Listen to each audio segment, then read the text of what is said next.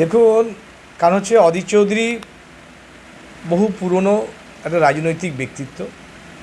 মুর্শিদাবাদ জেলা তথা বাংলায় উনি রাজনীতিটা করে আসছেন। আর যারা যদি এই ঘটনা ঘটে থাকে সেটা কাম্য নয় কারোর কাছেই, কারণ হচ্ছে সৌজন্যতাবোধের রাজনীতি থাকা উচিত। আর যদি কোনো কর্মী বা সমর্থকরাও যদি এরকম কোনো কিছু করে থাকে সেটাও ঠিক না, কোনো রাজনৈতিক দলের যারা করেছে সেটাও ঠিক না। আর কংগ্রেসের প্রার্থী অধীর রঞ্জন চৌধুরীর দিক থেকেও যেটা করেছে সেটাও কাম্য নয়। কারণ হচ্ছে দেখুন, সৌজন্যতার রাজনীতি থাকা উচিত, কারণ সৌজন্যতার রাজনীতি এখন হারিয়ে যাচ্ছে।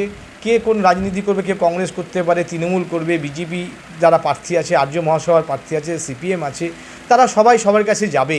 কারণ হচ্ছে এখানে মানুষ, সাধারণ মানুষ যদি প্রতিবাদ করে বা প্রতিরোধ করে সেটা একদিক, আর কোনো বিশেষ কোনো রাজনৈতিক দলের কোনো ব্যক্তিরা যদি এটা প্রতিবাদ বা প্রতিরোধ করে তোলে তাহলে সেটা একটা খারাপ দিক যায়, এটা মানুষের কাছে বাজে একটা বার্তা যাবে।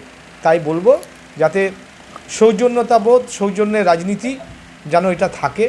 কারণ হচ্ছে আমরা এখানে বাংলার মানুষ, আমরা বাঙালি, তাতে আমাদের এখানে কারণ হচ্ছে যারা বয়স্ক আছেন, যারা ছোট আছে তাদেরকে স্নেহ দিয়ে, বয়স যারা আছে তাদেরকে সম্মান জানিয়ে তাদের সঙ্গে এইভাবেই আমাদের থাকা উচিত।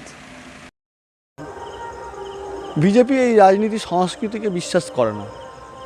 বিজেপি সৌজন্যমূলক রাজনীতিতে বিশ্বাসী। বিরোধীরা বিরোধিতা করবে, এটাই স্বাভাবিক আছে। আর বিরোধী রাজনীতিতে একটা সৌজন্যমূলক জায়গা থাকা উচিত। এই সংস্কৃতি দিনের পর দিন হারিয়ে যাচ্ছে। আমরা চাইব ভারতীয় জনতা পার্টির প্রার্থী ডক্টর নির্মল শাহকে দেখে শেখা উচিত, কারণ উনি কাউরির সম্বন্ধে এখনও পর্যন্ত একটা বাজে ব্যবহার, স্ল্যাং ল্যাঙ্গুয়েজ ব্যবহার করেন। তো আমরা চাইব যে বহরমপুরবাসী প্রত্যেক মানুষ তার রাজনীতির আঙিনায় দাঁড়িয়ে তার নিজের কথা বলবে।